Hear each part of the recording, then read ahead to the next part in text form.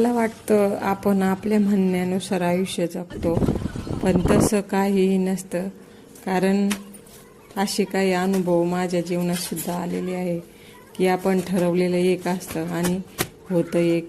कारण भगवंत हा सगळ्यांनाच सगळं काही देत नाही की, त्याच्यामुळं मी असं ठरवलं की जे आहे त्याच्यातच आपला आनंद शोधायचा आणि जगायचं. आणि माझं काय झालं, इथे नेमकं भजे काढायची वेळेस लाईट गेली, पण पूर्ण स्वच्छता केली मी. रात्री झोपायची वेळेस गॅस बी स्वच्छ करून ठेवला आणि म्हणजे सकाळी उठल्यावर आपलं साफ राहतं सगळं. आणि भांडे वगैरे घासून किचन वाटा पण स्वच्छ करून ठेवलेला आहे.